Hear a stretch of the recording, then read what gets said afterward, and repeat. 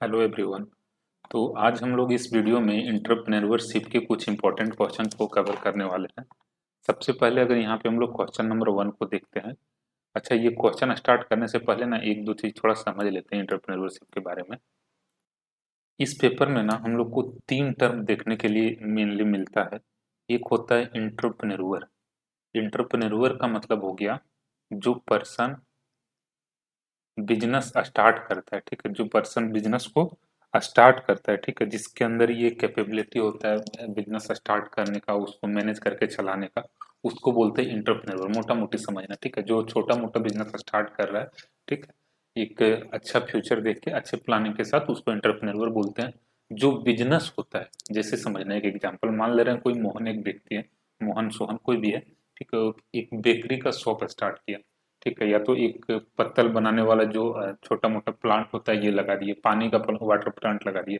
तो जो पर्सन है जो इस बिजनेस को स्टार्ट किया, उसको इंटरप्रेन्योर बोलते हैं, ठीक है। मान लेते हैं यहाँ पे राम मोहन सोहन कोई भी है, ठीक है। सीता गीता बबीता कोई भी हो सकती है, ठीक है। और जो बिजनेस वहां पे उसको बोलते हैं इंटरप्राइजेस, ठीक है। जो बिजनेस है उसको बोलते हैं उद्यम। जो व्यक्ति था उसको बोलते हैं उद्यमी। और जो बिजनेस है उसको बोलते हैं उद्यम। दोनों थे।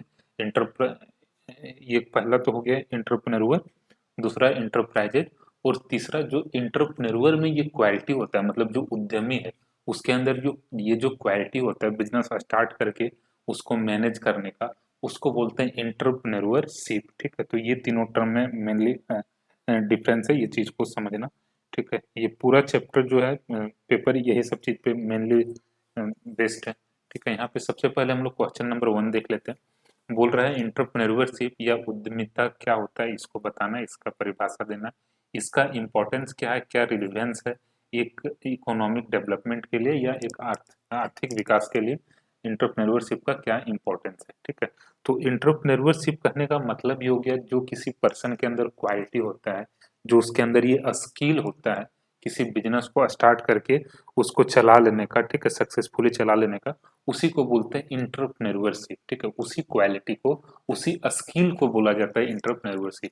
तो इंटरप्रेन्योरशिप है क्या? Entrepreneurship is the activity of starting and managing a business to earn profit and contribute to the economic growth. Obviously जब अगर हम बिजनेस चला रहे हैं, उससे कुछ प्रॉफिट अर्न कर रहे हैं, तो कहीं ना कहीं हम अपने इकोनॉमिक ग्रोथ में कंट्रीब्यूशन कर रहे हैं, ठीक है। तो उद्यमिता जो है यह वह गुण होता है कि उद्यमी का या किसी व्यक्ति का वह गुण होता है, यह वह प्रक्रिया होता है जिसमें लाभ अर्जित करने और आर्थिक विकास के में योगदान देने के उद्देश्य से व्यवसाय की स्थापना और प्रबंधन किया जाता है, ठीक है। तो ये इंटरप्रेन्योरशिप मेनली होता है।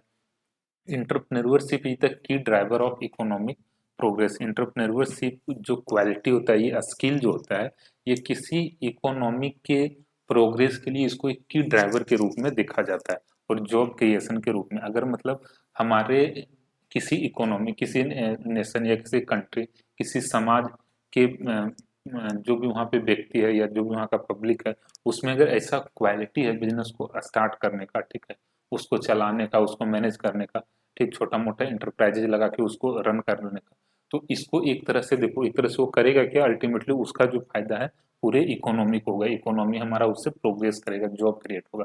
तो इसको एक की ड्राइवर के रूप में देखा जाता है इकोनॉमिक प्रोग्रेस के लिए। It refers to the process of identifying business opportunity. सबसे पहले इंटरप्रेन्योर जो होता है, इंटरप्रेन्योर कहने का मतलब, देखो, ये जो हो गया ना, इंटरप्रेन्योरशिप का जो क्वालिटी होता है, ये किसी जो हमारा बिजनेस ये ऑलरेडी रनिंग कर रहा है, चल रहा है, उस उसके लिए उसको अगर कोई आगे बढ़ा रहा है ना, तो उसको मतलब ये उस बिजनेस को अगर फिर से गोइंग ये रन कर रहा है, कंटिन्यू कर रहा है, तो उसको ये उसके लिए इंटरप्रेन्योरशिप का क्वालिटी जो मेनली यूज नहीं किया जाता है, मेनली यूज किया जाता है जो नया बिजनेस स्टार्ट होता है उसके लिए, ठीक है। It refers to the process of identifying business opportunity, ठीक है, जो नया बिजनेस अपॉर्चुनिटी को आइडेंटिफाई कर रहा है, मोबिलाइजिंग रिसोर्सेज, जो भी उसके पास रिसोर्सेज है उसको मोबिलाइज कर रहा है, टेकिंग कैलकुलेटेड रिस्क, ठीक, जो रिस्क को ले सकता है उस रिस्क को ले रहा है, and organising factors of production to start and grow business venture. Entrepreneur act as a change agent, bringing innovation, वो इनोवेटिव आइडिया लाता है, इनोवेशन लाता है, प्रोडक्टिविटी लाता है, and economic dynamic to society. उद्यमिता जो है आर्थिक विकास, आर्थिक प्रगति और रोजगार सृजन का एक प्रमुख प्रेरक शक्ति है। इसका तात्पर्य व्यापारिक अवसरों की पहचान कर संसाधनों का संयोजन करना, जोखिम उठाकर उत्पादन के साधनों को संगठन करना और व्यवसाय की स्थापना तथा विकास करना है। ठीक है, उद्यमी जो है परिवर्तन का एक कारक होता है, चेंज एजेंट होता है के रूप में ये कार्य करता है और समाज में नया नवाचार, उत्पादकता तथा आर्थिक सक्रियता को लाता है। ठीक है, तो ये मेनली था इंटरप्रेन्योरशिप का मीनिंग। ठीक है, अब इसके डेफिनेशन को थोड़ा सा रीड कर लेना, ये दोनों डेफिनेशन जो यहाँ पे है। रिलेवेंस क्या होता है इंटरप्रेन्योरशिप का इकोनॉमिक डेवलपमेंट, देखो ये सब बिल्कुल प्रैक्टिकल क्वेश्चन है। ठीक है, इसमें मतलब थोड़ा सा सोचने से ना ये सब लिख के आ जाएगा। पहला क्या इसका फायदा होता है, क्या क्यों इसका इंपॉर्टेंस है, इंटरप्रेन्योरशिप का क्वालिटी क्यों बोला जाता है ज़्यादा डेवलप करने के लिए, क्योंकि इससे अल्टीमेटली क्या होता है, एम्प्लॉयमेंट जनरेट होता है। कोई एक व्यक्ति रोजगार पाए, अगर वो थोड़ा अच्छे से ग्रो करेगा तो 2 4 5 लोगों को अपने व्यवसाय से जोड़ेगा और इस तरह से हम देखते हैं कि छोटा छोटा जो है बिजनेस वहां से क्रिएट होता है, रोजगार का नया अवसर का सृजन होता है। Entrepreneur create new business ventures विच डायरेक्टली और इनडायरेक्टली जनरेट एम्प्लॉयमेंट। ठीक है, this helps in reducing unemployment and under employment in the country. ठीक है, एक जैसे तुम छोटा सा एग्जाम्पल समझो, मान लो कोई लड़का एक एमबीबीएस कर लिया, समझना कैसे इंटरप्रेन्योरशिप का कॉन्सेप्ट काम करता है। वो गांव गया, ठीक है, गांव में एक हॉस्पिटल वो स्टार्ट कर देता है। अब समझना होता क्या है, अभी क्या था हॉस्पिटल जैसे किसी बड़े जगह में, ठीक है, मान लेते हैं हजारीबाग में, गिरिडीह में है, ठीक है, रामगढ़ में, ऐसे जगह पे है। कोई एक बच्चा गांव में गया, ठीक है, गिरिडीह में मान लेते हैं कोई जगह है, जम्बुआ है, राजधनवर है, या तो अगर हम इधर देखें हजारीबाग में अगर देखें तो हम लोग बरही साइड हो गया, ठीक है, ये सब, या तो रामगढ़ में अगर देखें तो उधर मान लो कोई भी अगर लोकल एरिया पकड़ लेते हैं, मेरू वगैरह हो गया, ठीक है, या हमारा जो है बुरकुंडा वगैरह का एरिया हो गया रामगढ़ का, उस टाइप का कोई एक गांव में जाके वो क्या किया, एक हॉस्पिटल स्टार्ट करता है किसी गांव में। ठीक है, अब समझना इसका इम्पैक्ट क्या है। हॉस्पिटल अगर स्टार्ट किया तो सबसे पहले तो वो खुद कमाएगा, ठीक है, वहां पे पेशेंट आएगा अगल बगल का, जो भी है वो टाउन क्यों जाना चाहेगा, तो उसी के पास आएगा। तो सबसे पहले तो जो डॉक्टर वहां पे जो ये बिजनेस स्टार्ट किया वो कमाएगा। अब समझना इस बिजनेस से या इस हॉस्पिटल से कैसे इम्पैक्ट होता है। अब मान लो अगर एक वहाँ पे हॉस्पिटल खुला तो अगल बगल में टी का स्टॉल तुरंत खुल जाता है, छोटा मोटा एक होटल खुल जाएगा, है ना। बगल में हो सकता है एक पंचर का दुकान खुल जाए, जो गाड़ी वाड़ी आएगा तो ये सब भी चलेगा। ठीक है, कनेक्ट करने का कोशिश करना। ठीक है, हो सकता है अगल बगल में कोई छोटा मोटा मोबाइल का दुकान खुल जाए, ग्रोसरी का दुकान खुल जाए, फ्रूट्स का दुकान खुल जाए। तो एक तरह से क्या कराना है, ये एक नया आइडिया लाया एक डॉक्टर जो एमबीबीएस करके आ रहा है, एक वो अपना सेटअप लगाता है, तो इस तरह से 5 7 10 20 लोगों को क्या करता है, रोजगार दे रहा है। अब मान लो अगल बगल हो सकता है कुछ लोग जो ऑटो ड्राइवर वगैरह हो, टोटो वगैरह चला रहे हो, तो उसको भी रोजगार मिला, समझना। ठीक है, तो इस तरह से क्या होता है, वो सबके लिए रोजगार क्रिएट कर रहा है, सबके लिए एम्प्लॉयमेंट क्रिएट कर रहा है। इसलिए जो है ना इंटरप्रेन्योरशिप का जो है रिलेवेंस हमारे इकोनॉमिक डेवलपमेंट में बढ़ जाता है। ठीक, इसको तुम लोग थोड़ा कनेक्ट कर पा रहा होगा इस तरह से प्रैक्टिकल। वो क्या करता है, कैपिटल फॉर्मेशन करता है, पूंजी का निर्माण करता है। एंटरप्रेन्योर क्या करता है, जो हमारे पास आइडल सेविंग पड़ा हुआ है। अच्छा समझना, अगर मान लो हम लोग 1 लाख रुपए बचा लें, जो हमारे पास होता है ना, जो हम लोग सेविंग करते हैं, इसको दो तरह से यूज कर सकते हैं। एक जो हमारा सेविंग होता है ये प्रोडक्टिव होता है, एक होता है अनप्रोडक्टिव। समझना किस तरह से, मान लो हमारे पास 1 लाख रुपए, ठीक, 1 लाख रुपए से हम अगर गोल्ड खरीद के रख दिए, तो अच्छा गोल्ड अगर खरीद के रख दिए तो इससे कुछ फायदा, केवल प्राइस बढ़ेगा। ये तो किसी भी तरह से हमारे इकोनॉमी में कुछ प्रोड्यूस थोड़ी ना कर रहा है, प्रोडक्शन थोड़ी ना कर रहा है। लेकिन मान लो यही 1 लाख रुपए से अगर हम एक छोटा मोटा बिजनेस स्टार्ट कर देते हैं, तो ये क्या करता है, ये जो बिजनेस, ये जो हम एसेट हमारा स्टार्ट हुआ, ये जो हम एसेट करते हैं, ये हमारा प्रोडक्टिव कार्य में लग गया। ये 1 लाख रुपए यहाँ पे क्या हो रहा था, ये तो इन्वेस्टमेंट था ही, लेकिन अनप्रोडक्टिव इन्वेस्टमेंट था।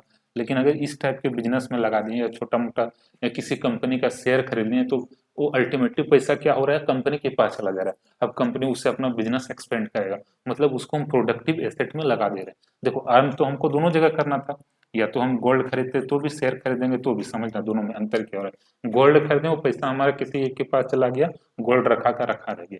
लेकिन शेयर से जो पैसा जा रहा है, ठीक है, वो हमारा क्या हो रहा है, किसी प्रोडक्टिव एसेट में लग जा रहा है। तो इंटरप्रेन्योरशिप जो होता है ये मोबाइलाइज करता है। मोबाइलाइज करने का मतलब हो गया कि उसको चेंज करता है, उसको उस फॉर्म में लाता है। किस तरह से लाता है, आइडल सेविंग जो हमारा होता है इसको कन्वर्ट करता है into productive capital through investment in industry. ठीक है, वो क्या करता है, जो हमारे पास आइडल सेविंग पड़ा हुआ है, जो हमारे पास कुछ हमारा सेविंग पड़ा हुआ रहता है, उसको प्रोडक्टिव कैपिटल में वो कन्वर्ट करता है, ठीक है। उसके बाद बैलेंस रीजनल डेवलपमेंट में इसका योगदान होता है। बैलेंस रीजनल डेवलपमेंट में कैसे, मान लो अगर कोई इंडस्ट्रीज हम लगा रहे हैं रूरल एरिया में या बैकवर्ड एरिया में, तो उसका फायदा क्या हो रहा है, अगल बगल का जो लोग है वहाँ उसको भी मतलब एक डेवलपमेंट के से हम लोग उसको जोड़े, वहां पर भी उसका फायदा हो रहा है। जैसे अभी जो हम लोग एग्जाम्पल ऊपर समझ रहे थे, हॉस्पिटल अगर कोई गांव में हम लोग लगा रहे हैं, ठीक है, तो उसका फायदा सबको होता है, ठीक है। इसी तरह से अगर इनोवेशन एंड टेक्नोलॉजिकल एडवांसमेंट अगर हम लोग कर रहे हैं तो इसका भी फायदा सबको होगा, ठीक है, तो ये चीज है। इसी तरह से अगर एक्सपोर्ट प्रमोशन वगैरह का काम हम लोग कर रहे हैं, ठीक है, export promotion and foreign exchange earning, ये सब का अगर हम इसमें भी हम लोग को क्या होता है, इससे इंटरप्रेन्योरशिप से फायदा होता है। हमारा एक्सपोर्ट बढ़ेगा अगर प्रोडक्शन हम करेंगे, ठीक है, फॉरेन एक्सचेंज का अर्निंग भी बढ़ता है। इकोनॉमिक सेल्फ रिलायंस, हमारा मतलब आर्थिक आत्मनिर्भरता बढ़ता है, इससे सामाजिक विकास होता है। ये सब चीज थोड़ा थोड़ा सा पढ़ लेना तुम लोग, बाकी कहानी तो लिख के आ ही जाएगा। मेन चीज ऊपर थोड़ा सा समझने वाला चीज था, वो चीज देख लेना, ठीक है। Entrepreneurship plays a vital role in transforming an economy from developing a stage to developed stage, ठीक है। It is not only escalate economic growth but also ensure equitable distribution of income and regional balance, ये regional balance बनाने में भी हम लोग को help करता है, ठीक है। ये सब कहानी तुम लोग थोड़ा सा पढ़ लेना।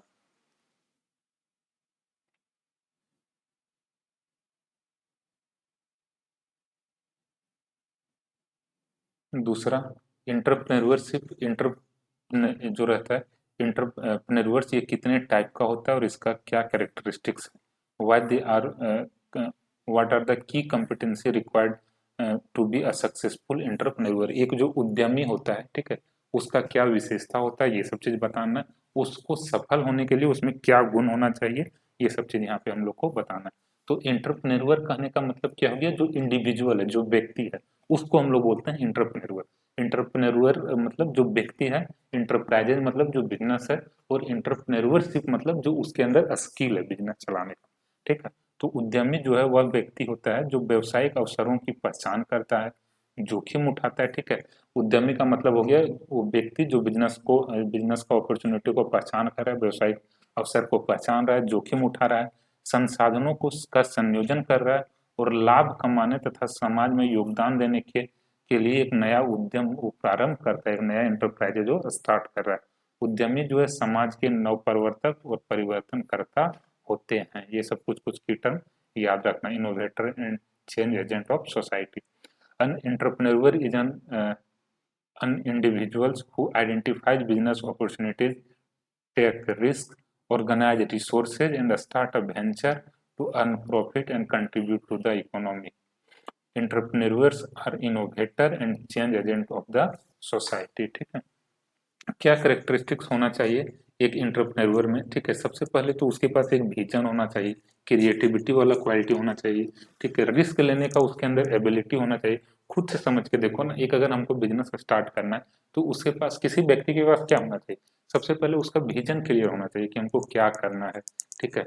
क्या हम स्टार्ट करना चाह रहे हैं, किस टाइप का कस्टमर को टारगेट करना चाह रहे हैं, ठीक है। ये सब चीज, किस मार्केट को हम टारगेट करना चाहिए, ये सारा चीज विजन या क्रिएटिविटी उसके पास होना चाहिए। क्या हम कुछ अलग कर सकते हैं सो डैट हमारा बिजनेस चले, क्योंकि हो सकता है वो बिजनेस तो आज के डेट में मार्केट में सिमिलर टाइप का बिजनेस हो, तो उसके पास कस्टमर क्यों आएगा। तो ये सब विजन या क्रिएटिविटी उसके पास होना चाहिए। रिस्क टेकिंग एबिलिटी उसके पास होना चाहिए। उसके पास ऐसा मतलब क्वालिटी होना चाहिए कि अगर जरूरत पड़े तो थोड़ा बहुत रिस्क ले, ठीक है। नहीं तो अगर वो ये टेंशन में रहा कि हम 5 लाख रुपए लगा के बिजनेस स्टार्ट करेंगे, नहीं चला तब तो फिर बर्बाद हो जाएंगे, ठीक है। तो कहने का मतलब ये है कि उसके पास रिस्क को लेने का एबिलिटी होना चाहिए। They are ready to take calculated and moderate risk, ठीक है। जोखिम उठाने की क्षमता, वे सुनियोजित और सीमित जोखिम उठाने के लिए तैयार रहते हैं, ठीक है। मतलब ऐसा नहीं, जोखिम कहने का मतलब बहुत हाई रिस्क लेना, एक बैलेंस रिस्क लेना है, एक रीजनेबल रिस्क लेने का उसके पास कैपेबिलिटी होना चाहिए। लीडरशिप का उसके पास क्वालिटी होना चाहिए, डिसीजन मेकिंग का क्वालिटी होना चाहिए, तभी तो डिसाइड कर पाएगा कि अपने बिजनेस में डेली उसको डे टू डे डिसीजन लेना पड़ेगा रन रन करने के लिए। और उसके पास अगर ये क्वालिटी ही नहीं रहा तो कैसे अपना बिजनेस चलाएगा, ठीक है। उसका अपना सेल्फ कॉन्फिडेंस और डिटर्मिनेशन होना चाहिए, अचीवमेंट ओरिएंटेशन होना चाहिए, ठीक है। उसका मतलब अपना जो अचीवमेंट है उसकी ओर ओरिएंटेड होना चाहिए। एडेप्टेबिलिटी एंड फ्लेक्सिबिलिटी का उसमें क्वालिटी होना चाहिए। परसिस्टेंस एंड हार्ड वर्क का उसमें क्वालिटी होना चाहिए। सो ये सब कुछ कैरेक्टरिस्टिक्स है, कुछ फीचर्स है या कुछ क्वालिटीज है जो एक सक्सेसफुल एक इंटरप्रेन्योर में होना चाहिए टू बी द सक्सेसफुल। फिर हम लोग आगे बढ़ते हैं, कितने टाइप्स का इंटरप्रेन्योर हो सकता है, उद्यमी के प्रकार। Entrepreneur can be classified in several ways on the basis of types of business. किस टाइप का बिजनेस कर रहा है इस बेसिस पे अगर क्लासिफाई करें तो बिजनेस इंटरप्रेन्योर हो सकता है जो किसी बिजनेस इंटरप्रेन्योर का मतलब हो गया जो किसी ट्रेडिंग के काम में लगा हुआ सामान खरीद बेच रहा है, कुछ मैन्युफैक्चरिंग का अगर वो काम कर रहा है या सर्विस एक्टिविटीज का काम कर रहा है तो उसको बिजनेस इंटरप्रेन्योर हम लोग बोलते हैं। दूसरा हो सकता है एग्रीकल्चरल इंटरप्रेन्योर, जो एग्रीकल्चर या उसके एलाइड एक्टिविटीज में वो लगा हुआ है, ठीक है, या कृषि या कृषि से संबंधित कार्य में अगर लगा हुआ है तो उसको हम लोग बोलते हैं एग्रीकल्चर इंटरप्रेन्योर, ठीक है। इंडस्ट्रियल इंटरप्रेन्योर कहने का मतलब जो हो गया setting involve in setting up and operating industry, जो इंडस्ट्रीज को स्टार्ट करने लगाने और उसको स्टार्ट करने में इन्वॉल्व होता है उसको बोलते हैं इंडस्ट्रियल इंटरप्रेन्योर। तो on the basis of type, तीन टाइप में क्लासिफाई किया जा सकता है इंटरप्रेन्योर को। On the basis of technology, पहला हो सकता है टेक्निकल इंटरप्रेन्योर और दूसरा non technical entrepreneur. Technical entrepreneur कहने का मतलब हो गया focus on innovative and use of technology. दूसरा हो गया नॉन टेक्निकल कहने का मतलब जो deals with marketing distribution and management aspect, ठीक है। कहने का मतलब ये हो गया जो टेक्नोलॉजी को यूज कर रहा है या इनोवेशन वैसा यूज कर रहा है उस चीज पे अगर मेनली वो फोकस कर रहा है तो उसको टेक्निकल बोलेंगे। नॉन टेक्निकल कहने का मतलब हो गया जो ट्रेडिशनल काम हो गया मैनेजमेंट वगैरह का, जैसे मार्केटिंग डिस्ट्रीब्यूशन मैनेजमेंट ये सब में लगा हुआ है तो उसको बोलते हैं नॉन टेक्निकल इंटरप्रेन्योर, ठीक है। बेसिस ऑफ ओनरशिप, कोई इंटरप्रेन्योर जो है वो इंडिविजुअल इंटरप्रेन्योर हो सकता है, मतलब अगर वो खुद का बिजनेस चला रहा है। पार्टनरशिप इंटरप्रेन्योर हो सकता है अगर वो किसी पार्टनरशिप में दो चार लोग के साथ मिलके बिजनेस स्टार्ट किया हुआ है तो हर एक इंडिविजुअल को वहां पे बोलेंगे partnership entrepreneur. Joint stock entrepreneur कहने का मतलब अगर कोई कंपनी के फॉर्म में अपना बिजनेस स्टार्ट किया तो उसको बोलेंगे ज्वाइंट स्टॉक इंटरप्रेन्योर। तो ये हम लोग यहाँ तीन टाइप से इंटरप्रेन्योर को क्लासीफाई किए, ठीक है, ये हम लोग को देख लेना है। की कॉम्पिटेंसीज ऑफ सक्सेसफुल एंटरप्रेन्योर, क्या क्या एक सफल उद्यमी का दक्षता होना चाहिए, वही सब चीज जो हम लोग ऊपर पढ़े थे। सबसे पहले उसके अंदर क्रिएटिविटी वगैरह होना ही चाहिए, ठीक है। अपॉर्चुनिटी आइडेंटिफाई कर पाए, ठीक है, ऐसा उसमें क्वालिटी होना चाहिए। रिस्क लेने का, रिस्क मैनेज करने का, गोल ओरिएंटेशन, प्लानिंग और ऑर्गेनाइजिंग, ये सब उसके अंदर क्वालिटी होना चाहिए, ठीक है। ये थोड़ा सा पढ़ लेना। Communication skill, problem solving and decision making का स्किल होना चाहिए, ठीक है। ये सब बस थोड़ा थोड़ा सा पढ़ लेना, समझ में आ जाएगा।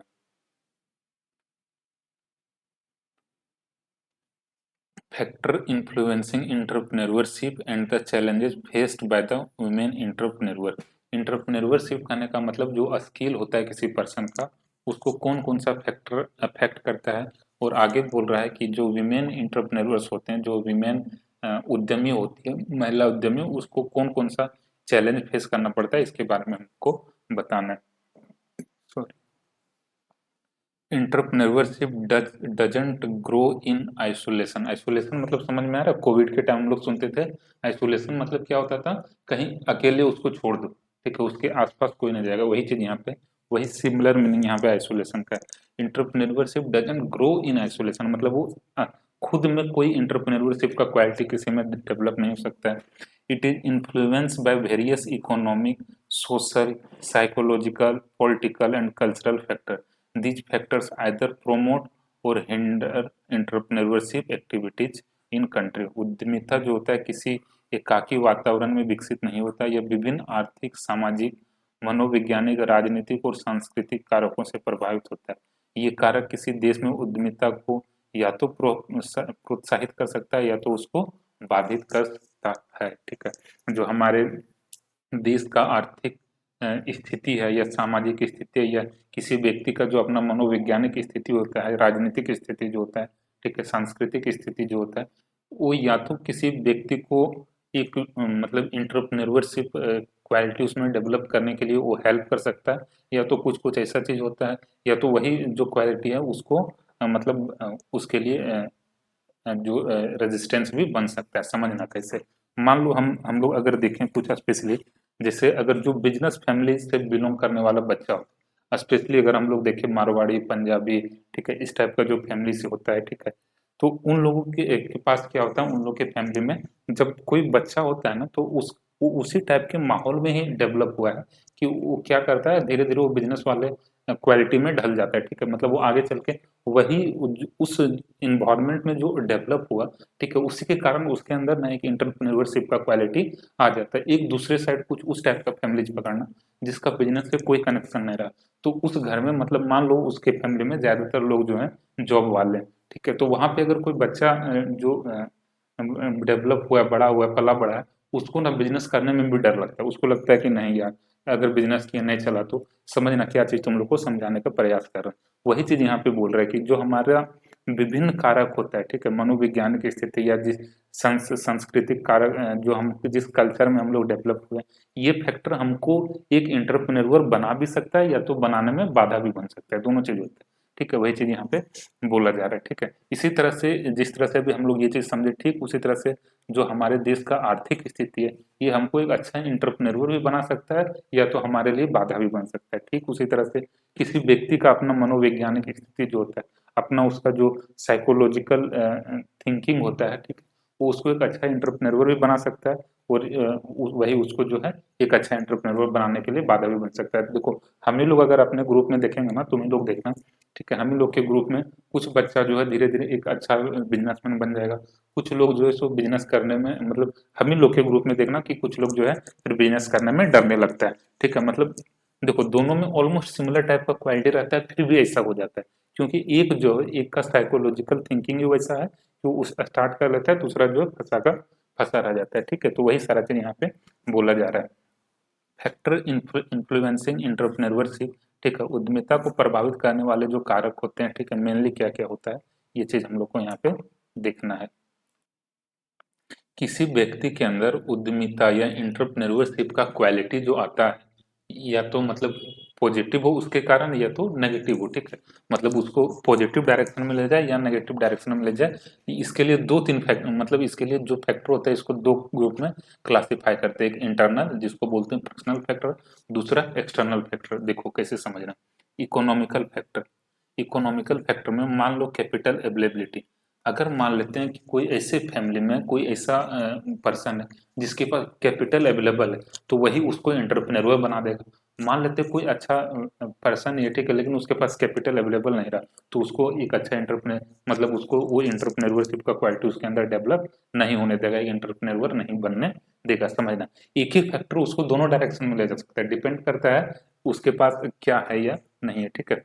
तो कैपिटल अवेलेबिलिटी जो है किसी को एंटरप्रेन्योर बना भी सकता है, किसी को नहीं भी बना सकता है, ठीक है, जिसके पास है वो बन जाएगा, जिसके पास पूंजी नहीं है वो कैसे अपना एंटरप्रेन्योरशिप स्टार्ट करे, ठीक है, क्या बताने का कोशिश कर रहे हैं ये चीज समझना, ठीक है। दूसरा मार्केट कंडीशन, बाजार की स्थिति, इंफ्रास्ट्रक्चर फैसिलिटीज, रॉ मटेरियल का अवेलेबिलिटी, गवर्नमेंट का पॉलिसीज, सो ये सब कुछ इकोनॉमिकल फैक्टर है जिसको हम लोग बोलते हैं एक्सटर्नल फैक्टर, जो हमारे किसी भी इंडिविजुअल को एक अच्छा एंटरप्रेन्योरशिप क्वालिटी डेवलप करने में हेल्प कर सकता है या तो रेजिस्टेंस भी बन सकता है। इसी तरह से सोशल फैक्टर है, ठीक है, इसको देख लेना, सोशल स्टेटस क्या है एंड रिकॉग्निशन क्या है, फैमिली बैकग्राउंड उसका कैसा रहा है, एजुकेशन या ट्रेनिंग कैसा रहा है, कल्चरल वैल्यूज कैसा रहा है, साइकोलॉजिकल फैक्टर भी डिपेंड करता है, पॉलिटिकल एंड लीगल फैक्टर, ये सारा चीज बस थोड़ा थोड़ा सा पढ़ लेना, समझ में आ जाएगा। Challenge faced by women entrepreneur, जो वीमेन एंटरप्रेन्योर होती है, महिला उद्यमी होती है, इसके लिए क्या चैलेंजेस इसके लिए इसके पास होता है, क्या चुनौती होता है अगर ये एक व्यवसाय स्टार्ट करना चाहती है, ठीक है। Women entrepreneurs play a vital role in economic progress but they face several obstacles in the establishing and managing enterprises, ठीक है। एक जो महिला होती है, महिला एंटरप्रेन्योर्स होती है, ठीक है, ये किसी इकोनॉमी को इकोनॉमी के प्रोग्रेस में वाइटल रोल इसका होता है, बिल्कुल हम लोग समझ रहे हैं, ठीक है। और इसको क्या होता है ना, देखो ऑब्वियसली ये ना बड़ा प्रैक्टिकल चीज है, हम लोग अपना ये सोसाइटी का देखा हुआ चीज है कि हम लोग को पता है कि एक विमेन के पास मतलब कहीं ना कहीं या तो क्या बोलो इसको हम लोग ये बोल सकते हैं कुछ रिस्ट्रिक्शन जो होता है एक वीमेन के लिए या एक लड़की के लिए एक बिजनेसमैन स्टार्ट बिजनेस मैन के रूप में डेवलप होने के लिए, तो दो तरह का होता है। एक होता है कुछ फैमिली से जो दबाव होता है वो जान के होता है, कुछ कुछ दबाव होता है ना जो अनजाने में होता है लेकिन वो उसके ऊपर होता है। ठीक है, ये मतलब बिल्कुल ट्रू है, इस चीज को इग्नोर नहीं किया जा सकता है आज के डेट में हमारे सोसाइटी में। कुछ रिस्ट्रिक्शन जो जान के लगाया जाता है, कुछ रिस्ट्रिक्शन गार्जियन नहीं भी चाहता फिर भी उसके ऊपर लगाना पड़ता है, ये बिल्कुल ट्रू है। ठीक है, तो वो चीज जो है ना, ये केवल मतलब सोसाइटी में केवल उसके सोशल लाइफ में इम्पैक्ट नहीं करता है। अगर विमेन जो है एक एंटरप्रेन्योर भी बनना चाह रही है तो वहां पर भी उसके साथ ये सारा रिस्ट्रिक्शन होता है। पहला क्या क्या होता है, देखो इसको समझना। फाइनेंशियल कॉन्स्टेंट्स, ठीक है, क्या होता है वित्तीय सीमाएं। फिनेंशियल कॉन्स्टेंट्स कहने का मतलब हो गया, अगर बैंक जो है जनरली क्या करती है, बैंक क्या करता है ना, विमेन को लोन देने के लिए हेजिटेट करता है। ठीक है, वो कठिनाई उसके पास होता है अगर कोई महिला बैंक से लोन लेना चाहती है। ठीक है, bank often hesitate to provide loans to women due to lack of collateral और मेल गारंटर। ठीक है, ये बिल्कुल प्रैक्टिकल बात है। ठीक है, कोई भी बैंक जो है जितना आराम से एक मेन को लोन दे देता है उतना आराम से एक वीमेन को लोन नहीं देना चाहता है। आज के डेट में जो वीमेन को लोन मिल जा रहा है बैंक से, वो केवल इसलिए क्योंकि गवर्नमेंट का बहुत सारा रिस्ट्रिक्शन हो चुका है बैंक के ऊपर कि इतना वीमेन का लोन पास करना है। ठीक है, या ये इतना वीमेन का अकाउंट होना चाहिए, जिस रिस्ट्रिक्शन के कारण आज के डेट में इजिली जो है वीमेन को मतलब लोन मिल जाता है। अदरवाइज ये ट्रूथ है कि थोड़ा सा लोन लेने में दिक्कत होता है। दूसरा, lack of education and training, बिल्कुल ये सही बात है। ठीक है, कि जितना मतलब कोई भी फैमिली जो है, स्पेशली अगर हम लोग बात करें गांव वगैरह में, तो मतलब एजुकेशन या ट्रेनिंग जितना आराम से एक लड़के को मिल जाता है उतना आराम से आज के डेट में भी लड़की को वो ट्रेनिंग या एजुकेशन नहीं मिल पाता है। ठीक है, जिसका इम्पैक्ट होता है, एक लड़की जो है एक इंटरप्रेन्योरशिप अगर एक इंटरप्रेन्योर बनना चाह रही है तो वहां पर भी उसका इम्पैक्ट देखने के लिए मिल जाता है। Limited access to entrepreneurship and managerial education hinders growth. ठीक है, ये भी जो है उसके ग्रोथ में एक जो है बाधा बन जाता है। दूसरा, सोशल और कल्चरल बैरियर जो होता है ये भी जो है उसको एक अच्छे एंटरप्रेन्योर बनने के रूप में के लिए बाधा के रूप में ये इसको भी देखा जा सकता है। फैमिली रिस्पॉन्सिबिलिटी ज़्यादा होता है कुछ कुछ मैटर में। ठीक है, ये बिल्कुल सही बात है, ये हम लोग को भी पता है। ठीक है, lack of networking and support. ठीक है, एक जो विमेन होती है उसका नेटवर्किंग या सपोर्ट है जनरली जो है एक मेल के कंपेयर में कम होता है। ठीक है, जेंडर बायसनेस होता है मेल डोमिनेंस के कारण। ठीक है, ये सब चीज़ है। अच्छा, ये सब चीज़ जो है ना इसी तरह से लिख के आना, ऐसा ये दिमाग नहीं लगाना कि नहीं सर अब तो लड़की के साथ इतना भेदभाव नहीं होता, वो तुम लोग को नहीं सोचना है। ठीक है, लिख के इस तरह से आ जाना, होता है या नहीं है वो अलग बात है, बट ट्रू है, जो होता है सो होता है, ये फैक्ट है। ठीक है, इस चीज को हम लोग एक्सेप्ट करें या ना करें बट ये फैक्ट है। Measures to support the women entrepreneur, women entrepreneur को सपोर्ट करने के लिए क्या क्या गवर्नमेंट इनिशिएटिव ले रही है, तो government schemes like Mahila Udyam Nidhi, trade related entrepreneurship assistance, stand up India, provide financial and training support. ठीक है, ये सारा कुछ स्कीम्स है गवर्नमेंट का जो स्पेशली वीमेन को सपोर्ट करने के लिए, फिनेंशियली सपोर्ट करने के लिए या ट्रेनिंग या एजुकेशनल के रूप में सपोर्ट करने के लिए स्टार्ट किया गया है। Establishment of women development corporation WDC, self help group SHG जिसको बोलते हैं, टू इंकरेज वीमेन एंटरप्रेन्योरशिप। ठीक है, NGO एंड ट्रेनिंग, ये सब चीज को थोड़ा देख लेना। ठीक है, ये सब नीचे थोड़ा सा ये सब पढ़ लेना।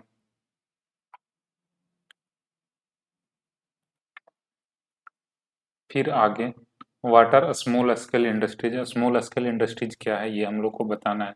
Explain their role in Indian economy and classify them based on the size and types. ठीक है, स्मॉल स्केल इंडस्ट्रीज क्या होता है ये बताना है। क्या इसका Indian economy, explain their role in Indian economy, Indian economy में इसका क्या रोल है और इसको कितने ग्रुप में क्लासिफाई किया जाता है, कितने टाइप में, ये सब चीज बताना है। स्मॉल स्केल इंडस्ट्रीज कहने का मतलब हो गया मोटा मोटी समझने, जो छोटा मोटा बिजनेस रहता है, जो छोटा मोटा इंडस्ट्रीज है उसी को बोलते हैं small scale industries. Are role are those industries units which are engage in the production manufacturing और services activities on a small scale, जो छोटी स्केल पे इंडस्ट्रीज चलती है उसी को मेनली बोला जाता है small scale industries. With the limited investment, जिसके पास इन्वेस्टमेंट जो होता है लिमिटेड होता है और लिमिटेड मैन पावर होता है, लिमिटेड रिसोर्सेज होता है, ठीक है। ये सारा चीज़ उन लोगों के पास लिमिटेड होता है, जिसके कारण ये सारा जो इंडस्ट्रीज है ये स्मॉल स्केल पे ही चलता है।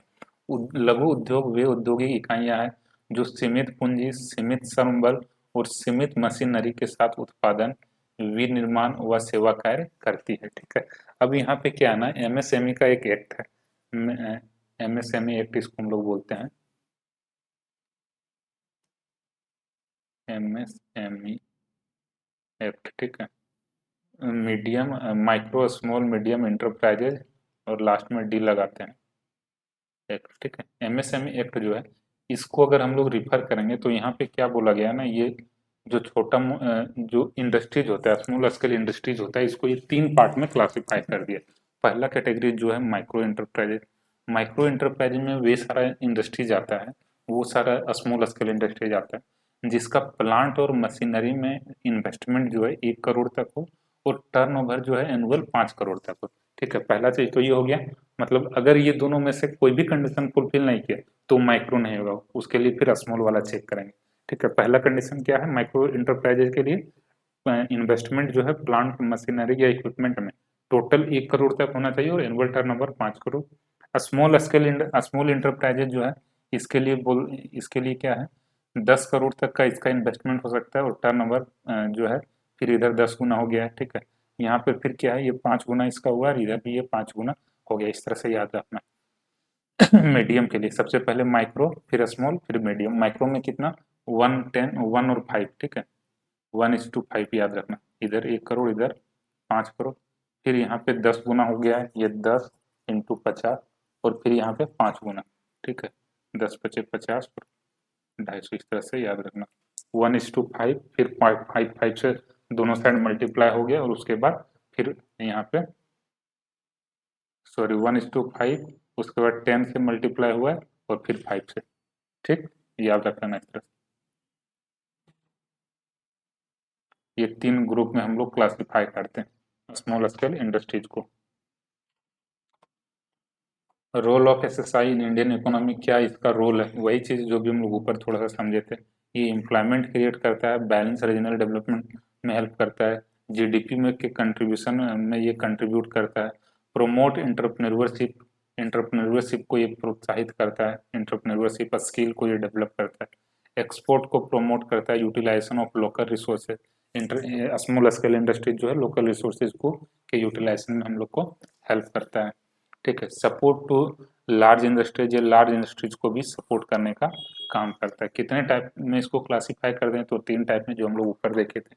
Based on the type of, अगर ये था बेस्ड ऑन द साइज, ठीक है, on the basis of size, या ऑन द बेसिस ऑफ, इसको बोल सकते हैं प्रोविजन ऑफ एमएसएमई एक्ट, ठीक है, ये यहाँ भी हम लोग लिख सकते हैं, ठीक है। लीगल स्टेटस जो उसके बेसिस पे 3 पार्ट में क्लासिफाई करते हैं। एक्टिविटी वो किस तरह का कर रही है, इसके बेसिस पे 3 टाइप में, मैन्युफैक्चरिंग हो सकती है, सर्विस हो सकती है, या एनेसिलरी इंडस्ट्रीज हो सकती है, या कॉटेज और विलेज इंडस्ट्रीज हो सकती है, ठीक है। ओनरशिप पैटर्न किस टाइप का हो सकता है एमएस स्मॉल स्केल इंडस्ट्रीज का, और इसका कैपिटल इन्वेस्टमेंट क्या होता है, प्रोडक्ट किस टाइप का ये प्रोडक्ट सेल करती है, how do they differ from cottage and ancillary industries, ठीक है। सॉरी, तो एसएसआई का मीनिंग ऊपर से समझ लिए थे। ओनरशिप का इसका पैटर्न क्या हो सकता है, या तो सोल प्रोप्राइटरशिप हो सकता है, पार्टनरशिप भी हो सकता है, प्राइवेट लिमिटेड कंपनी के फॉर्म में भी ये बिजनेस हो सकता है, ठीक है, कोऑपरेटिव सोसाइटी के फॉर्म में भी हो सकता है। तो ये सारा कुछ इसका फॉर्म ओनरशिप का पैटर्न हो गया, या फॉर्म ऑफ बिजनेस हो गया, form of small scale industries हो गया। कैपिटल इन्वेस्टमेंट का जो है एसएसआई में प्रोविजन, ये वहाँ पे हम लोग ऊपर समझे थे, ठीक है। स्मॉल स्केल इंडस्ट्रीज में जो था, स्मॉल का डिफिनेशन क्या था, 10 करोड़ तक का इन्वेस्टमेंट और 50 करोड़ तक का टर्नओवर, ठीक है। प्रोडक्ट रेंज का अगर बात करें, जनरली स्मॉल स्केल इंडस्ट्रीज किस टाइप का प्रोडक्ट बनाती है, तो ये कंज्यूमर गुड्स मेनली बनाती है, ठीक है, जिसमें गारमेंट्स हो गया, फूड आइटम हो गया, furniture, household applicants, cosmetic items वगैरह, ठीक। इंटरमीडिएट गुड्स भी ये बनाती है, कैपिटल गुड्स कुछ बनाती है, हैंडीक्राफ्ट्स एंड आर्टिस्टिक गुड्स बनाती है, सर्विस प्रोडक्ट्स, ठीक है।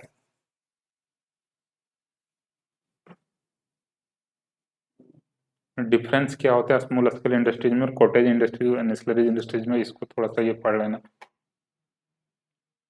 कॉटेज इंडस्ट्रीज मतलब पता है क्या होता है, जो गांव तरफ हम लोग देखते हैं ना, कोई बांस वगैरह से जो कुछ कुछ आइटम बनाते रहती है, ठीक है, बांस का सूप हो वगैरह हो गया, टोकरी वगैरह हो गया, ये सब जो इंडस्ट्रीज होता है ना, इसी सब को बोलते हैं कॉटेज इंडस्ट्रीज।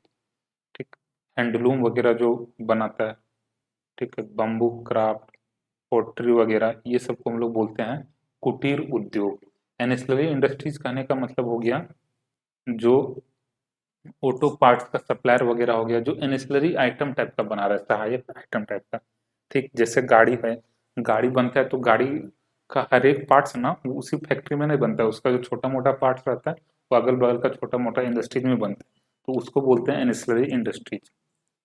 ये सारा चीज है, इसको देख लेना। What are the major problem face by the SSI in India? क्या क्या मेजर प्रॉब्लम फेस किया जाता है? क्या इसके पास पॉलिसीज और सपोर्ट होना चाहिए, प्रोवाइड, क्या इन लोग को पॉलिसीज या सपोर्ट प्रोवाइड किया जाता है ये सब इशू रिजॉल्व करने के लिए? स्मॉल स्केल इंडस्ट्रीज क्या होता है ऊपर हम लोग समझ चुके हैं। क्या मेनली प्रॉब्लम इन लोग के द्वारा फेस किया जाएगा? पहला तो फिनेंशियल इशू होगा, ठीक है, इन लोग के पास फिनेंशियल इशू जब हो गया तो सारा इशू हो जाएगा। ठीक, जब फिनेंशियल इशू है तो टेक्नोलॉजी का इशू होगा, रॉ मटेरियल का इशूज होगा, आउटडेटेड टेक्नोलॉजी इन लोग यूज करेगा, इन लोग के पास होता है, नया नया टेक्नोलॉजी नहीं होता है। क्यों? क्योंकि इन लोग के पास पैसा नहीं है, लेबर इन लोग के पास स्किल्ड नहीं होगा, टीम इन लोग का छोटा होगा, मार्केटिंग का प्रॉब्लम होगा। ठीक, ये सब तो खुद से समझने वाला चीज़ है, ये सब याद करने का जरूरत ही नहीं है, खुद से लिख लेना। थोड़ा सा यहाँ पे बस पढ़ लेना, यही सब इंफ्रास्ट्रक्चर इन लोग का पुअर होगा क्योंकि इन लोग के पास पूंजी ज़्यादा है नहीं। ठीक, shortage of skilled manpower and management, ये सब चीज़ अभी हम ऊपर बताए थे। Delay payment, government departments and large company often delay payment to SSI. ठीक, क्या होता है इन लोग के पास, अगर मान लो ये स्मॉल स्केल इंडस्ट्रीज है, ऐसे ही इन लोग के पास पैसा का दिक्कत है और गवर्नमेंट ऑफिस को सामान बेच दिया तो वहाँ पे पता चल रहा है पेमेंट लेने में दिक्कत हो रहा है। ठीक, ये सब चीज़ होता है, डिले पेमेंट का इशूज होता है। Limited access to modern technology and research and development, policies and support measure to resolve this issue, ये सारा जो इशूज था उसके लिए क्या क्या प्रावधान है। सबसे पहला है industrial policies and MSME development act, इसमें कुछ प्रावधान है। Industrial policies resolution and MSMED act 2006 emphasized the promotion of small scale industries and provided legal protection and industrial institutional support। ठीक, एमएसएमई एक्ट में क्या है, इसके थ्रू इन लोगों को कुछ लीगल प्रोटेक्शन प्रोटेक्शन दिया गया है, ठीक है, कुछ इंस्टीट्यूशनल सपोर्ट इन लोगों को दिया गया है। ठीक, फिनेंशियल असिस्टेंस के रूप में बैंक वगैरह जो है इन लोग को लोन वगैरह देती है, Siddiqui S I B D I N S I C. ठीक, ये सब स्टेट फिनेंशियल कॉरपोरेशन वगैरह जो होती है, ये सब चीज़ बस थोड़ा थोड़ा सा पढ़ लेना। इंफ्रास्ट्रक्चर डेवलपमेंट के लिए ये सारा जो है प्रोग्राम चलाया जाता है। पेमेंट इन लोग का डिले ना हो इसके लिए एमएसएमई एक्ट में ऐसा प्रोविजन लाया गया कि इन लोग का एक फिक्स टाइम पीरियड में पेमेंट हो जाना चाहिए, अदरवाइज वो जो पेमेंट है उसका डिडक्शन भी इनकम टैक्स में नहीं मिलता। सॉरी,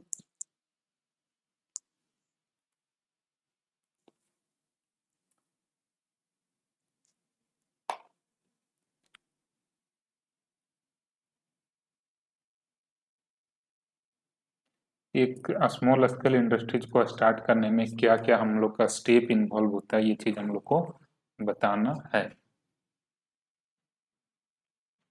सबसे पहले तो अब हम लोग को क्या करना पड़ता है, अवसर का पहचान, अपॉर्चुनिटी का आइडेंटिफिकेशन, किस चीज़ का बिजनेस स्टार्ट करना है, सबसे पहले तो ये चीज़ दिमाग लगाना होता है। उसके बाद मार्केट रिसर्च करना होता है। मार्केट रिसर्च जो है किस चीज़ के लिए हम लोग को करना पड़ेगा, खुद से थोड़ा सा दिमाग लगाना पड़ेगा, क्या इसका डिमांड है या नहीं है, इसमें क्या कंपटीशन है, ठीक, कितना हम मार्केट में सामान बेच पाएंगे, कैसे बनाएंगे, ये सारा चीज़ थोड़ा खुद से कैलकुलेशन करके देखना होता है। देखो, ये सब जरूरी नहीं है ना कि एक बड़े लेवल पे हो या पेपर में दिखे, अगर हम लोग छोटा मोटा भी बिजनेस स्टार्ट करते हैं ना तो ये सब दिमाग लगाना ही होता है। ठीक, कि हमारा इसमें क्या अपॉर्चुनिटी है। एक अगर मान लो समझना, एक अगर हम लोग यूट्यूब चैनल ही स्टार्ट करें तो इसमें भी दिमाग लगाना पड़ता है कि क्या किस टाइप का वीडियो बनाए, मतलब समझना जो हम समझाना चाह रहे हैं। ठीक है, अगर खुद के बारे में बोले ठीक है। तो थोड़ा सा दिमाग लाना पड़ता है, कौन सा चैनल बनाए, हमारे अंदर क्या स्किल है, ठीक है, अपने किस स्किल को हम कमर्शलाइज कर पाएंगे, किस स्किल को बेच पाएंगे, ये सब भी ठीक उसी तरह से ये भी अगर देखें तो क्या है आज के डेट में यूट्यूब, फेसबुक, इंस्टा वगैरह में जो इतना अकाउंट बनता है, ये भी एक टाइप से स्किल ही है ना। ठीक है, इस चीज को समझना है। ठीक उसी तरह से बिजनेस में भी दिमाग लगाना पड़ता है कि हम जिस चीज का बिजनेस स्टार्ट कर रहे हैं उसका क्या डिमांड होगा, उसमें किस टाइप का कंपटीशन होगा, कितना हम कस्टमर को टारगेट कर पाएंगे, हम जितना कितना हमारा प्रोडक्शन होना चाहिए, क्या प्राइस हम लोग को रखना पड़ेगा, किस तरह से हम लोग अपने सामान को बेचेंगे, ये सारा चीज हम लोग को रिसर्च करना पड़ता है। रिसोर्स का असेसमेंट करना पड़ता है, कहाँ से हम सामान लाएंगे, कहाँ से हम पैसा लाएंगे, कहाँ से हम रॉ मटेरियल लाएंगे, कहाँ से हम अपने एम्प्लॉय या स्टाफ लाएंगे, इंफ्रास्ट्रक्चर लाएंगे, ये सारा चीज का असेसमेंट करना होता है। फिजिबिलिटी असेसमेंट मतलब ये हम लोग को देखना पड़ता है, analyse the technical, financial, operational and economic feasibility of proposed venture. जो हम लोग बिजनेस स्टार्ट करना चाह रहे हैं वो तकनीकी या टेक्निकल रूप से कितना फिजिबल है, कितना चल सकता है, फिनेंशियली क्या क्या दिक्कत हो सकता है, ऑपरेशनल चलाने में हम लोग उस बिजनेस को चलाने में क्या क्या दिक्कत होगा। तो ये सब चीज़ का भी हम लोग को एनालिसिस करना पड़ता है। अब एक चीज़ समझना, यहाँ पे जो सारा स्टेप दिया हुआ है ना, ऐसा नहीं है कि ये फिक्स है, तुम लोग अपने साइड से भी दिमाग लगा सकता है। जरूरी नहीं कि जो यहाँ स्टेप पे हम जिस तरह से हम लिखें तुम लोग को इसी तरह से लिख के आना, हमारे माइंड में जिस तरह से आए ये हम इस तरह से लिख दिए।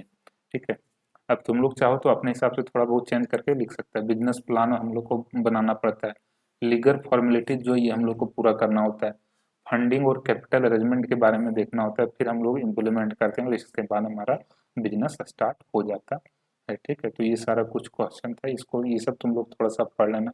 इसके अलावा कुछ और क्वेश्चन ये सब जो है ये सब भी थोड़ा सा देख लेना, ये सब भी इम्पोर्टेंट क्वेश्चन है। ऑलमोस्ट जो यहाँ पे क्वेश्चन दिख रहा है ना, यही सारे क्वेश्चन से इतना क्वेश्चन अगर तुम लोग का हो गया तो मान के चलना तुम लोग का काम हो गया, इससे ज़्यादा बाहर कुछ पूछने वाला नहीं। ये ऑलमोस्ट जो हम क्वेश्चन डिजाइन किए ना, देखो जो भी हमारा वीडियो रहा हो पहले का या अभी का, हम ये प्रयास करते हैं ना कि कुछ इस टाइप का क्वेश्चन बनाया जाए जिससे हमारा ऑलमोस्ट सिलेबस कवर हो जाए। ठीक है, और ऐसा नहीं कि हम कुछ यहाँ पे अलग से ट्रिक लगा रहे हैं। ठीक है, हम मेनली यही टारगेट कर रहे हैं कि इस तरह से क्वेश्चन डिजाइन कर दें, इस तरह से क्वेश्चन हम कुछ बना लें जिससे हमारा ऑलमोस्ट सिलेबस कवर हो जाए। ठीक है, तुम लोग को क्वेश्चन सॉल्व करने का आदत है। ठीक है, अगर यूनिट वाइज यही चीज़ हम लोग पढ़ते तो भी यही सारा चीज़ हम लोग का कवर होता है। ठीक है, तो ये सारा चीज़ें बस देख लेना। Thank you, thanks for watching this video.